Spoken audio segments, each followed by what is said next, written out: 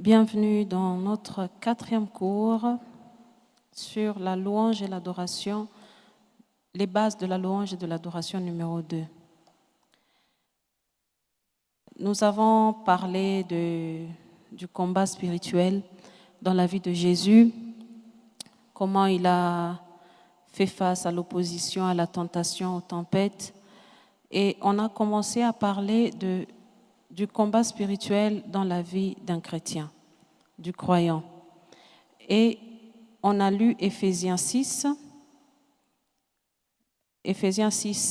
10 à 17, on a parlé des armures. Donc on a commencé à parler des armures que le chrétien devrait revêtir. Et là, nous sommes à notre 4e arme. Notre 4e arme qui est le bouclier de la foi.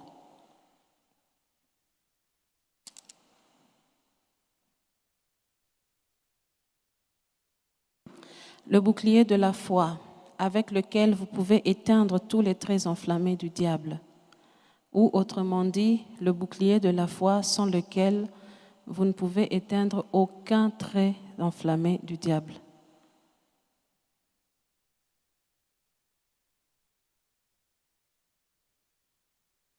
Prendre le bouclier de la foi, on peut écrire ça?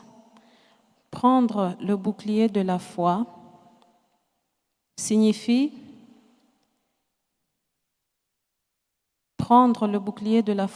confesser continuellement la parole de Dieu. Confesser continuellement la parole de Dieu dans nos vies et dans tous les domaines de notre vie, dans chaque circonstance. Prendre le bouclier de la foi signifie confesser continuellement la parole de Dieu dans nos vies, dans tous les domaines de notre vie, dans chaque circonstance. Hébreux 10, 35. N'abandonnez donc pas votre assurance à laquelle est attachée une grande rémunération. On peut lire la suite aussi. Car vous avez besoin de persévérance afin qu'après avoir accompli la volonté de Dieu, vous obteniez ce qui vous est promis. On retourne à 35. 35. N'abandonnez pas votre assurance. La foi est une assurance, comme Hébreux 11 le dit, le définit. N'abandonnez pas votre assurance, n'abandonnez pas votre foi à laquelle est attachée une grande rémunération. Confessez la parole de Dieu.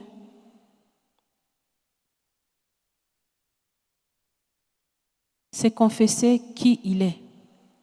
Parce que Dieu et sa parole font un. Confesser la parole de Dieu, c'est confesser qui il est. Et quand on confesse la parole de Dieu, on confesse qui il est. Ça nous rappelle ce qu'on a dit dans louange numéro 1. Louange et adoration numéro 1. Confesser la parole de Dieu. Ce qu'il fait, ce qu'il fera, ce qu'il a fait.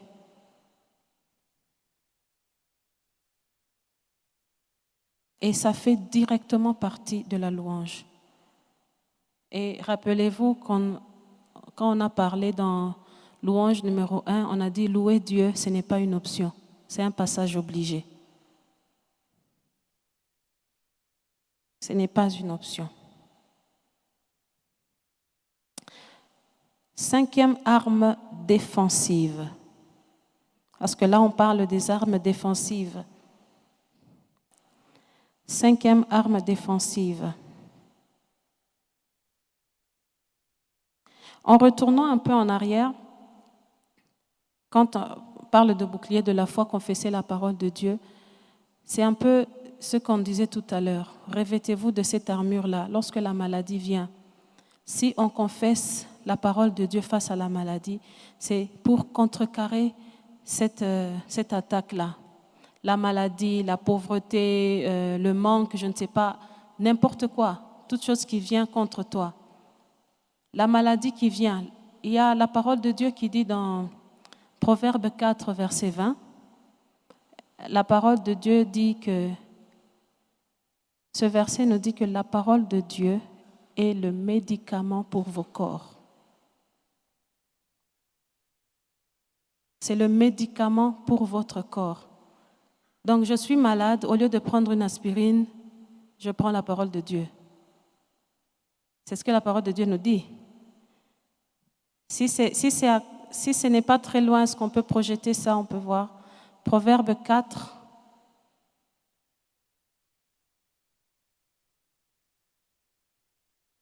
L'écrivain dit, mon fils, ne t'éloigne pas de ces paroles, médite-les jour et nuit parce que c'est un médicament pour ton corps. L'instruction d'un père est soyez attentifs pour connaître la sagesse. Suite, car je vous donne des bons conseils, ne rejetez pas mon enseignement. J'étais un fils pour mon père, un fils tendre et unique auprès de ma mère. Il m'instruisait alors, il me disait que ton cœur retienne mes paroles, observe mes préceptes et tu vivras. Acquiert de la sagesse, acquiert l'intelligence, n'oublie pas les paroles de ma bouche et ne t'en détourne pas.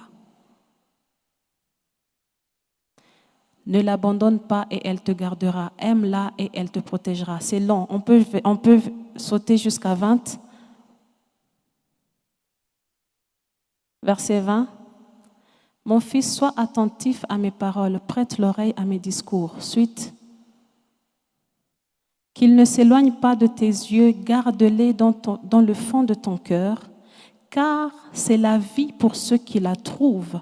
Ceux qui les trouvent, c'est la santé pour leur corps. Dans d'autres versets, dans d'autres traductions plutôt, on dit que c'est le médicament, c'est le remède pour votre corps. Alors lorsque la maladie vient et que tu connais cette parole, tu la confesses. Tu la confesses. Il y a un autre verset que j'aime beaucoup, c'est dans Romains 8, 11. Qui dit que si l'Esprit qui a ressuscité Christ des morts vit en vous, cet Esprit donnera la vie à vos corps mortels.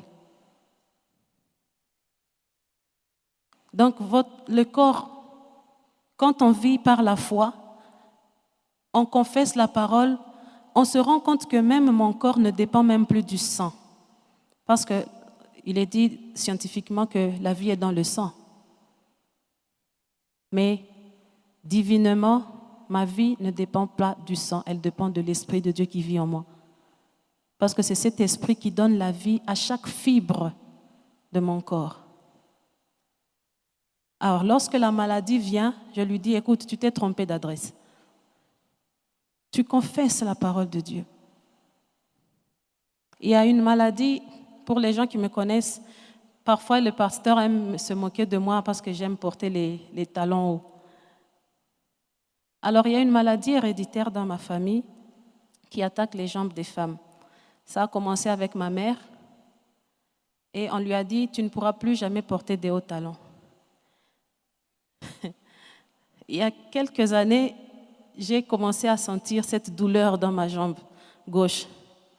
Et moi, vivre sans hauts talons, franchement, j'ai dit non. Pour moi, les hauts talons, c'est synonyme d'élégance. J'ai dit, je dois être élégante, sans hauts talons, ça ne va pas. Alors, j'ai commencé à confesser. C'est une douleur et on doit t'injecter un médicament là sous la plante des pieds chaque 3 mois pour que ça te soulage. Alors j'ai dit, Seigneur, une injection coûte 150 000. Cet argent-là, je vais la donner aux offrandes. Mais ma jambe-là, elle sera guérie. Et pendant que je sentais cette douleur, je ne dirais rien à personne. Je marchais avec ma douleur et j'ai porté les hauts talons exprès. Parfois, ça faisait tellement mal et je devais diriger la louange ici. J'ai mal à la jambe et je me mets à sauter.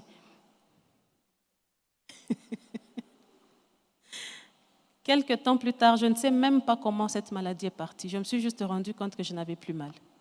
Ça avait disparu. Juste en confessant. On n'a pas prié pour moi, on ne m'a pas imposé les mains. Juste en confessant la parole de Dieu. C'était juste une parenthèse. Alors on va passer maintenant à notre dernière arme offensive, le casque du salut.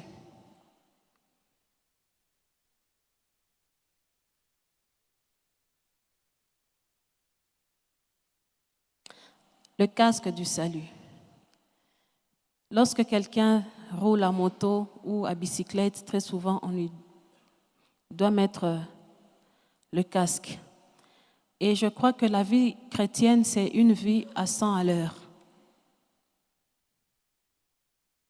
C'est une vie sans repos, c'est un combat continuel. Si nous ne mettons pas de casque,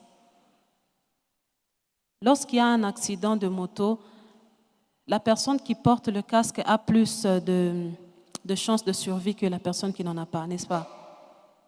Parce que si la tête se cogne, il y a beaucoup de choses, soit tu perds la raison, si tu n'étais pas blessé, bien sûr. Il y a des gens qui perdent la mémoire.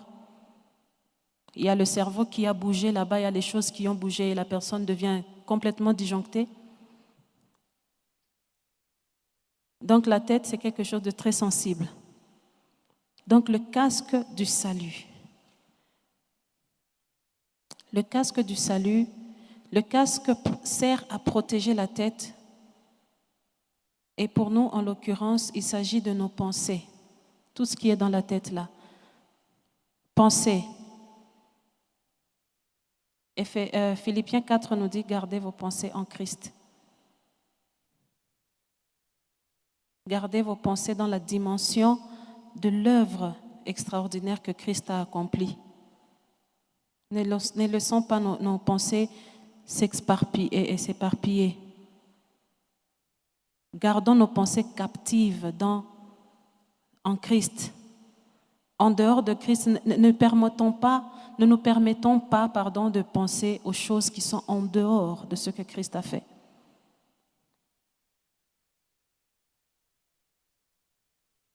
Nous sommes sauvés, c'est vrai, mais nous n'allons pas au ciel juste après.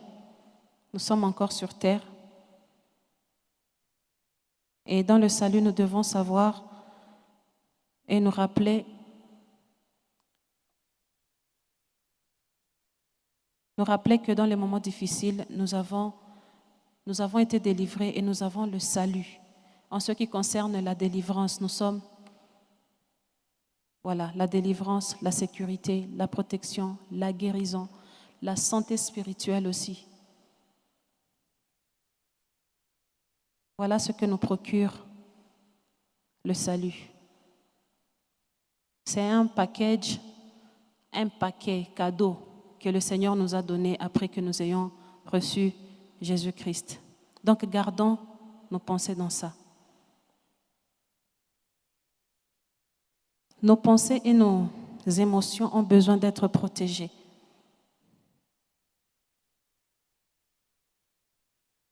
Besoin d'être protégées car elles sont influencées par le monde extérieur. Le monde extérieur qui agit aussi avec nos 5 sens. Le toucher, l'ouïe, la vue, le goût.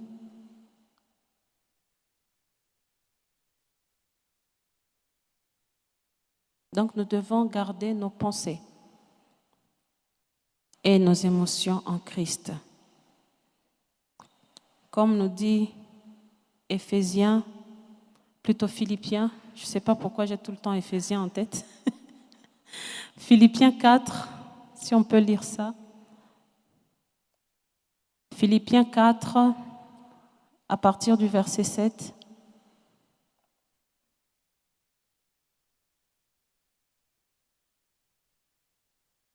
Philippiens 4, 7. On peut commencer au verset 6. Là. Ne vous inquiétez de rien, mais en toute chose, faites connaître vos besoins à Dieu par des prières et des supplications avec des actions de grâce.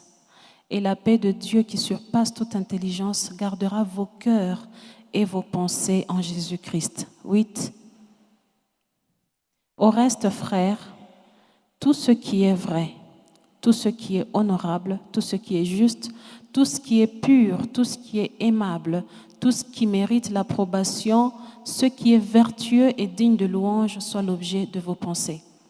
Au verset 7, on dit que Dieu gardera vos cœurs et vos pensées en Jésus-Christ. Donc, il gardera, la paix de Dieu gardera vos cœurs et vos pensées en Jésus-Christ. Si toutefois, ces pensées-là sont objet de tout ce qui est pur, tout ce qui est aimable. Donc, il ne faut pas croire que je peux avoir mes pensées éparpillées partout, je pense ce que je veux et la paix de Dieu va garder mes pensées en Christ. La paix de Dieu garde mes pensées en Christ du moment où tout ce qui est pur, tout ce qui est honorable, tout ce qui est digne de louange, tout ce qui mérite l'approbation fait l'objet de mes pensées. Alors là, la paix de Dieu vient garder mes pensées en Christ. Donc, si nous voulons que la paix de Dieu garde nos pensées en Christ, nous devons appliquer Philippiens 4:8. Et là, la paix de Dieu vient garder nos pensées. Sinon, si nous laissons nos pensées aller dans tous les sens, ce n'est pas la paix de Dieu qui va garder nos pensées. Je ne sais pas ce qui viendra garder nos pensées, mais ça ne sera même pas en Christ Jésus, ça sera en dehors. Amen. Nous avons parlé de 5 armes défensives. Donc, lorsque le diable vient attaquer, nous avons des armes pour défendre. Mais nous avons aussi des armes offensives à porter.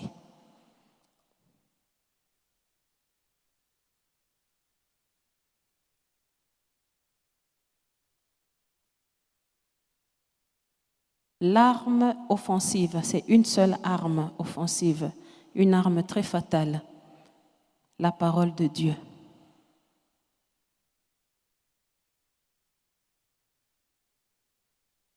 Cette arme-là, aucun ennemi n'y résiste.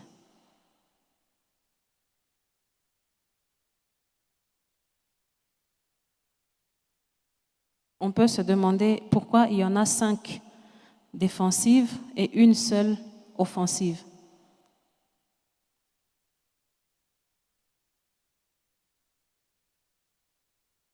Les hommes sont faibles et ils ont besoin d'être protégés. Dans leur faiblesse, ils ont besoin d'être protégés. Voilà pourquoi Dieu a prévu 5 armes de protection, 5 armes défensives et une seule offensive. Et la seule et l'unique arme la plus puissante qui puisse exister, la parole de Dieu. Elle est puissante et complète. Elle se suffit à elle-même. Il n'y a pas une autre arme qui pourrait venir compléter la parole de Dieu. Elle est complète. Rien d'autre ne peut venir la compléter. Rien à y ajouter. Dans sa sagesse, Dieu a rendu les choses tellement simples pour l'homme. Et on n'a pas vraiment besoin de se poser beaucoup de questions. La parole à elle seule nous suffit. On a vu dans l'exemple de la vie de Jésus, c'est avec la parole qu'il se défendait ou qu'il attaquait. Avec la parole de Dieu, il chasse les démons. Avec la parole de Dieu, il dit la chose et elle arrive. Avec la parole de Dieu, il fait tout. Avec la parole de Dieu, Moïse parle à la mer et la mer s'ouvre en deux. Il n'y a pas d'obstacle face à la parole de Dieu. Avec la parole de Dieu, on peut faire tout ce qu'on veut. Donc on peut attaquer le diable et il n'aura qu'à plier le genou. On peut attaquer les circonstances, attaquer toutes ces choses qui viennent contre nous et ils n'auront pas d'autre option que de faire marche arrière ou de faire demi-tour, de retourner d'où ils viennent. Parce que rien ne peut résister à la parole de Dieu. Donc, notons que nous devons nous maintenir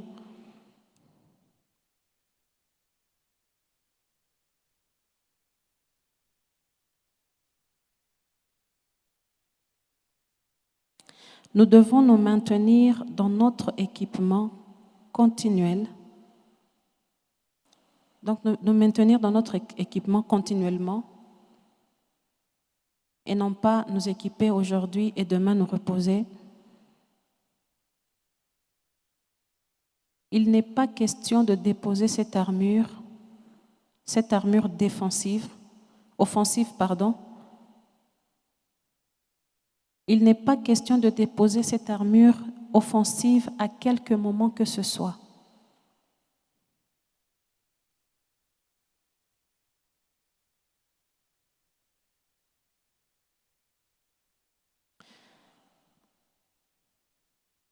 Il n'est pas question de déposer cette armure offensive à quelque moment que ce soit.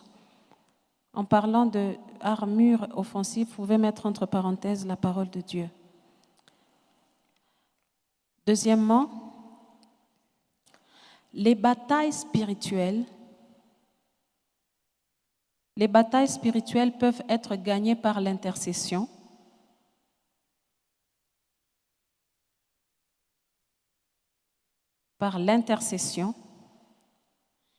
La confession de la parole de Dieu,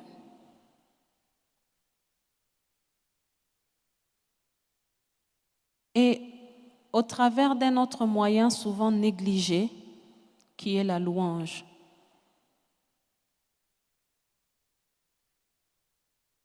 La louange.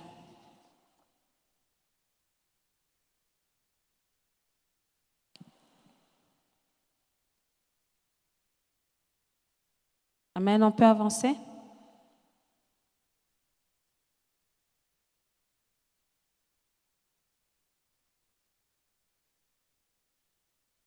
Nous allons parler des bases scripturaires pour le véritable combat spirituel par la louange.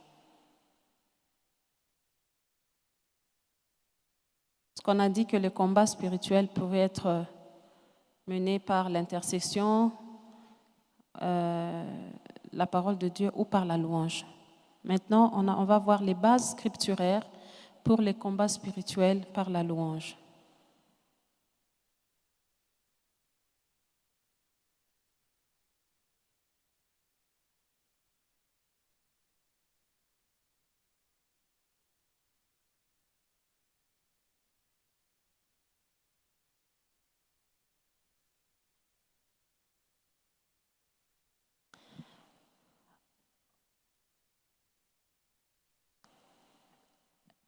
Le Seigneur, dans toute la Bible, tout au long de la Bible, s'est révélé comme étant un vaillant guerrier.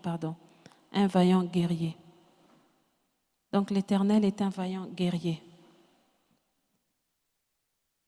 Tout le long de la Bible, que ce soit dans l'Ancien Testament que dans le Nouveau Testament, on voit que l'Éternel, le Seigneur, est un vaillant guerrier. Voyons Exode 15 dans l'Ancien Testament, Exode 15, verset 3.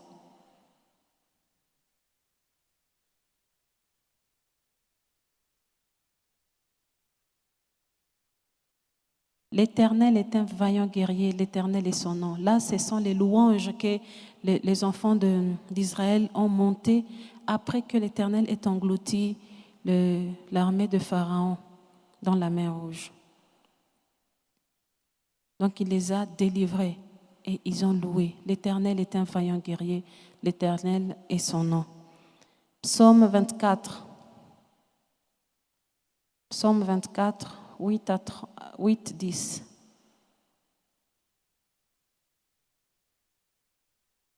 Qui est ce roi de gloire? L'Éternel fort et puissant, l'Éternel puissant dans le combat. Portes, élevez vos linteaux, élevez-les, portes étincelles, porte éternelle, que le roi de gloire fasse son entrée. Qui donc est ce roi de gloire? L'Éternel des armées, voilà le roi de gloire. Donc, l'Éternel des armées, le roi tout-puissant, ça aussi c'est une louange. On voit comment l'Éternel est un vaillant guerrier. Si les gens se sont mis à louer comme ça, c'est parce qu'ils ont vu le combat que l'Éternel a mené pour eux. Et il commence à louer en disant ce que le Seigneur a fait et ce qu'il est. Sophonie 3, 17.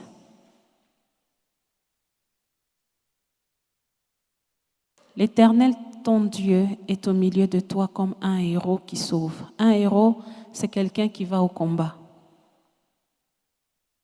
Un héros qui sauve. Il fera de toi sa plus grande joie. Il gardera le silence dans son amour.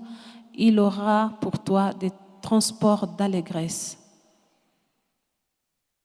Un héros qui sauve. Josué 5.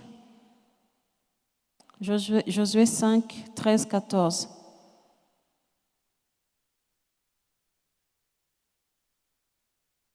Comme Josué était près de Jéricho, il leva les yeux et regarda. Voici un homme se tenait debout devant lui, son épée nue dans la main. Il alla vers lui et lui dit, « Es-tu des nôtres ou de nos ennemis ?» Il répondit, « Non, mais je suis le chef de l'armée de l'Éternel. » J'arrive maintenant. Josué tomba le visage contre terre, se prosterna et lui dit, « Qu'est-ce que mon Seigneur dit à son serviteur ?» Le chef de l'armée de l'Éternel. Nous sommes dans un combat et c'est l'Éternel qui mène la danse. Il est devant. C'est lui le chef de l'armée. C'est lui qui nous donne les stratégies. Et quand nous louons le Seigneur, nous parlons de ce qu'il dit. Vous savez, il y a dans des civilisations anciennes, il y avait ce qu'on appelait, les gens qui se battaient dans un harem comme ça, on les appelait les gladiateurs. Ces gladiateurs, lorsqu'ils se battaient, il y avait ceux qui étaient favoris du roi. Parfois, c'était même le roi lui-même qui allait se battre. Et il y a des gens, pour encourager le roi, ou leur guerrier favori, ils chantaient ses louanges. Lorsque les gens chantent les louanges de la personne, c'est comme si ça lui donnait des forces. C'est comme s'il y avait une petite magie qui allait lui injecter des forces pour le rendre encore plus fort. Ça lui donnait encore du courage. Je ne dis pas que nos louanges donnent du courage au Seigneur, parce qu'il est ce qu'il est. Il n'a pas besoin qu'on le loue pour être ce qu'il est. Mais lorsque nous louons le Seigneur, nous voyons aussi. Et le Seigneur aussi, ça le pousse aussi à faire davantage. Quand quelqu'un te loue, ça te pousse aussi de faire davantage pour la personne. Tu loues le Seigneur fort dans le combat, puissant guerrier. Et tu vois tes batailles qui se dénouent comme ça. Comme ça, tu vois le Seigneur, comment il agit. Amen. Et dans le Nouveau Testament, on peut voir Apocalypse 19, 15.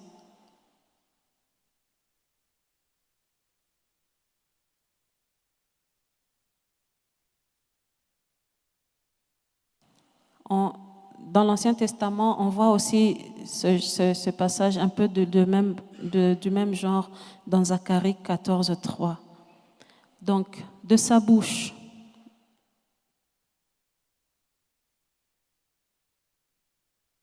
« 19, 15.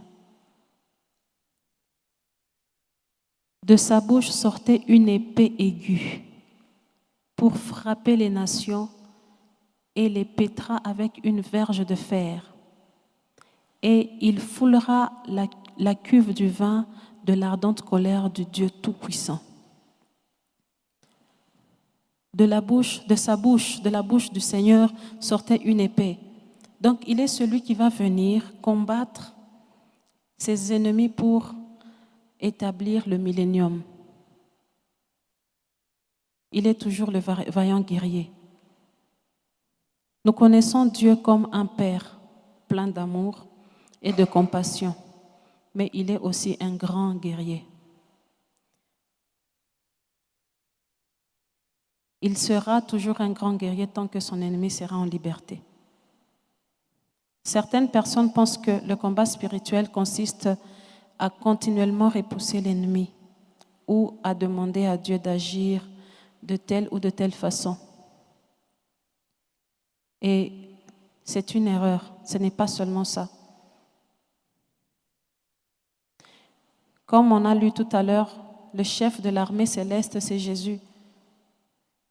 Le chef de l'armée de Dieu, c'est Jésus. Et si nous voulons voir la victoire, nous pouvons écrire ça. Si nous voulons voir la victoire,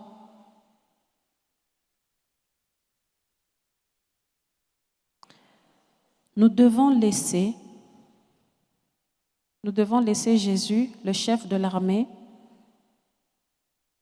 décider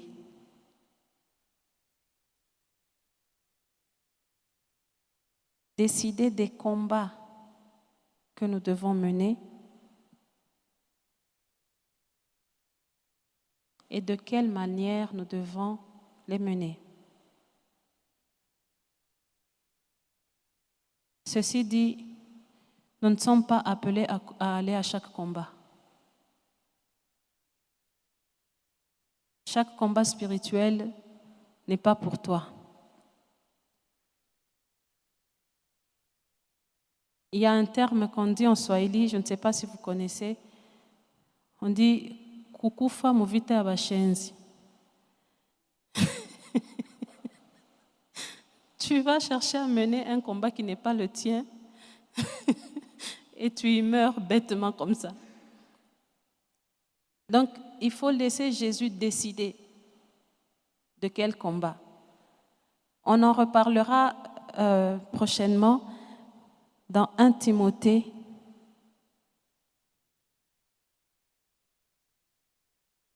« 1 Timothée 6, 12 ».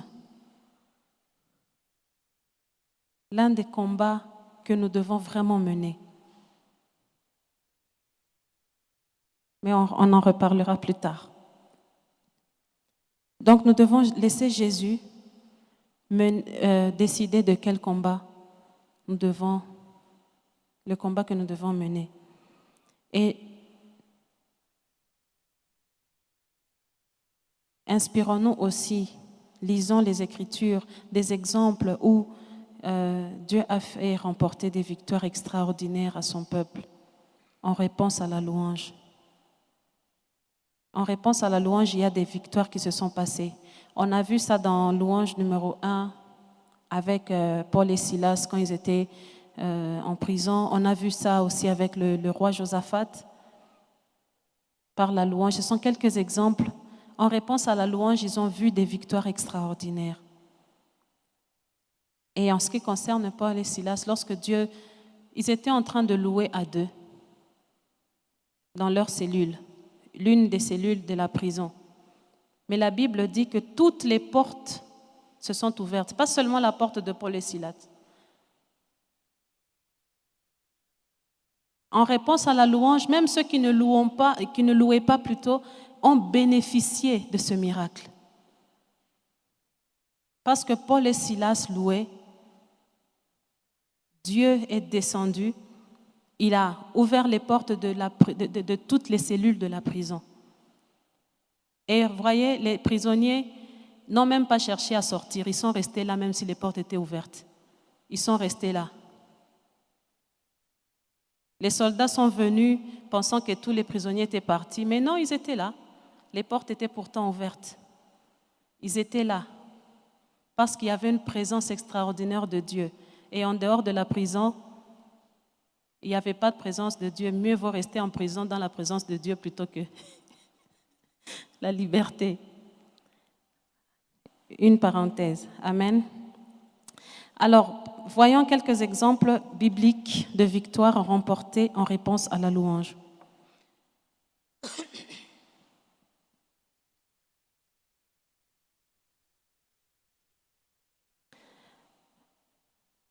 Dans l'Ancien Testament d'abord, on va voir 2 Chroniques 20,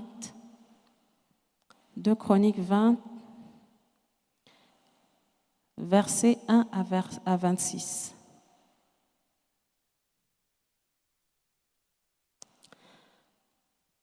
Après cela, les fils de Moab et les fils d'Ammon, et avec eux les Moabites, marchèrent contre Josaphat pour lui faire la guerre. On vint en informer Josaphat en disant « Une multitude nombreuse s'avance contre toi. Entre parenthèses, Josaphat, c'était le roi de Juda.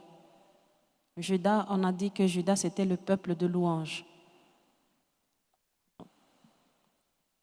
On vint en informer Josaphat en disant « Une multitude nombreuse s'avance contre toi depuis l'autre côté de la mer, depuis la Syrie. Et ils sont à Hatsatson Tamar, qui est en Guédi. » Dans sa frayeur, Josaphat se disposa à chercher l'Éternel et il publia un jeûne pour tout Juda. Juda s'assembla pour invoquer l'Éternel et on vint de toutes les villes de Juda pour chercher l'Éternel. Josaphat se présenta au milieu de l'assemblée de Juda et de Jérusalem dans la maison de l'Éternel devant le nouveau parvis. Et il dit, « L'Éternel Dieu de nos pères, n'es-tu pas Dieu dans les cieux, et n'est-ce pas toi qui domines sur tous les royaumes des nations? N'est-ce pas toi qui as en main la force et la puissance, et à qui nul ne peut résister? N'est-ce pas toi, ô notre Dieu, qui as chassé les habitants de ce pays devant ton peuple d'Israël, et qui l'a donné pour toujours à la postérité d'Abraham qui t'aimait? Ils l'ont habité et ils t'y ont bâti un sanctuaire pour ton nom en disant, s'il nous survint quelque calamité, l'épée, le jugement, la peste ou la famine, nous nous présenterons devant cette maison et devant toi, car ton nom est dans cette maison. Nous crierons à toi au sein de notre détresse et tu exauceras et tu sauveras. Maintenant, voici les fils d'Ammon et de Moab et ceux de la montagne de Séhir, chez lesquels tu n'as pas permis à Israël d'entrer quand il venait du pays d'Égypte, car il s'est détourné d'eux et ne les a pas détruits. Les voici qui nous récompensent en venant nous chasser de notre héritage, de ton héritage dont tu nous as mis en possession. Ô notre Dieu, n'exerceras-tu pas tes jugements sur eux? Car nous sommes sans force devant cette multitude nombreuse qui s'avance contre nous et nous ne savons pas que faire, mais nos yeux sont sur toi. Tout Juda se tenait debout devant l'Éternel avec leurs petits-enfants, leurs femmes et leurs fils. Alors l'Esprit de l'Éternel saisit au milieu de l'assemblée Jécaziel, fils de Zacharie, fils de Benaja, fils de Jéhiel, fils de Matania, lévite d'entre le fils d'Azaph. Et Zachaziel dit, « Soyez attentifs, tout Juda et habitants de Jérusalem. Et toi, roi Josaphat, ainsi vous parle l'Éternel. Ne craignez point et ne vous effrayez point devant cette multitude nombreuse. » On va d'abord nous arrêter là. Ce qu'on a lu ici, vous voyez que le roi Josaphat a commencé à rappeler au Seigneur ce qu'il avait fait, à lui rappeler des choses. Tu as fait ça pour nous, tu nous as amenés ici, tu as fait ça. Avant de commencer directement, Seigneur, voilà ce que... Éternel, voilà ce que tu as fait, tu nous as donné ça, tu as fait ça pour nous, tu as fait ça, tu as fait ça. Il commence d'abord à parler, à rappeler. C'est pas que Dieu a oublié. C'est pas que Dieu a oublié. Mais Dieu aime qu'on lui rappelle les choses. Qu'on lui rappelle, Seigneur, tu avais fait ça, tu m'as délivré de ça, de ça, de ça. Est-ce que ça sera impossible? C'est pas ça qui sera impossible. Donc, il a commencé par lui rappeler. Et quand il lui rappelle, il dit ce que le Seigneur avait fait. Et c'est aussi une forme de louange quand on parle de ce que le Seigneur avait déjà fait dans le passé. Alors, on continue. Demain, descendez contre eux. Ils vont monter par la colline. Donc, ici, c'est déjà une réponse que le Seigneur, le fait déjà de commencer à parler, c'est la réponse à cette louange qu'il a donnée là, lorsqu'il parlait de ce que le Seigneur avait fait avant.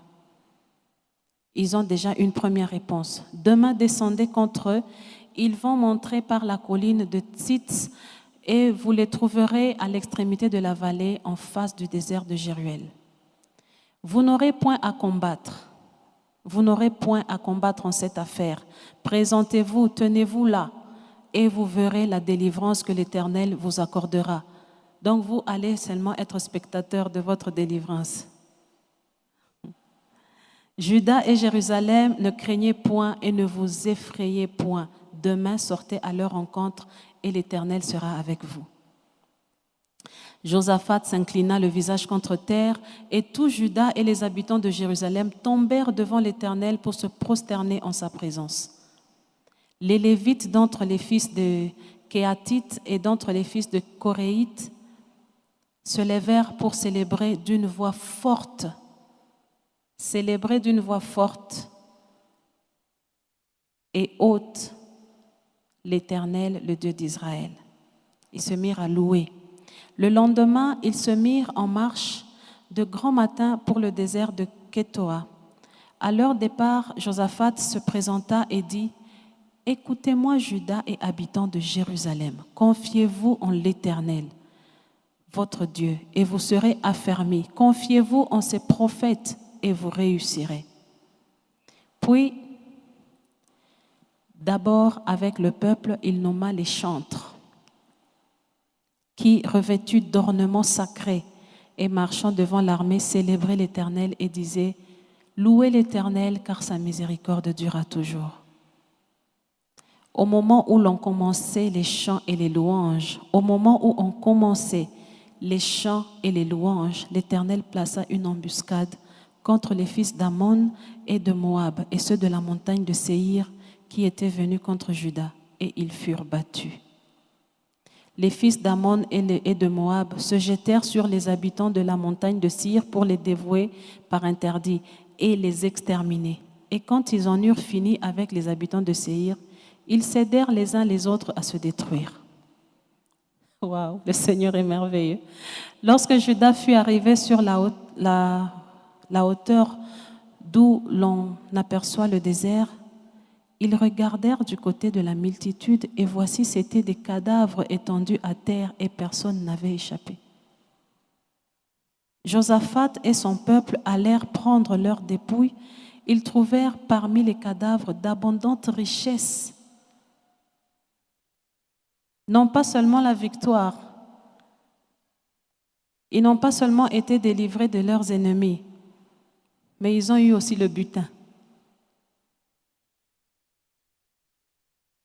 Ils trouvèrent parmi les cadavres d'abondantes richesses et des objets précieux, et ils en enlevèrent tant qu'ils ne purent tout emporter. Ils mirent 3 jours au pillage du butin, car il était considérable. Le 4e jour, ils s'assemblèrent dans la vallée de Beraka, où ils bénirent l'Éternel. C'est pourquoi ils appelèrent ce lieu vallée de Beraka, nom qui lui est resté jusqu'à ce jour. Amen. Donc nous pouvons voir comment est-ce que l'Éternel a délivré en réponse à la louange. En réponse à la louange. Le roi Josaphat a d'abord commencé à lui rappeler, à dire ce que l'Éternel avait déjà fait. Lorsqu'on se trouve devant un combat, rappelons-nous d'abord de ce que le Seigneur a fait. Il y a un chant qui a été écrit dans les cantiques qui dit, je ne sais pas comment on chante ça en Kirundi, mais on dit, rappelez-vous de tous les bienfaits du Seigneur. Et n'en laissez même pas un s'échapper. Lorsque tu te rappelles, toi tu te rappelles et puis tu rappelles aussi au Seigneur, tu as fait ça, tu as fait ça, tu as fait ça. Rappelle au Seigneur tout ce qu'il a fait dans le passé. Et puis expose-lui maintenant ce qui est devant toi. Si tu n'es pas dans la possibilité de le vaincre par toi-même, expose ça et mets-toi à louer le Seigneur. Et après il te dira juste, wait and see. Toi, reste seulement là, laisse-moi faire, regarde le maître faire. Regarde-moi faire. Et tu es là, silence, et tu regardes. C'est pour ça que la parole de Dieu dit que c'est dans le calme et la tranquillité qu'est votre force. Quand tu es dans le calme et la tranquillité, tu restes dans le silence, tu regardes comment le Seigneur fait les combats pour toi. Et après, tu ne verras pas seulement les cadavres couchés par terre, mais tu vas y aller et amasser le butin. Pas seulement dans un seul jour, en 3 jours. Amen. Nous allons nous arrêter là pour aujourd'hui. On se voit samedi. Que Dieu vous bénisse.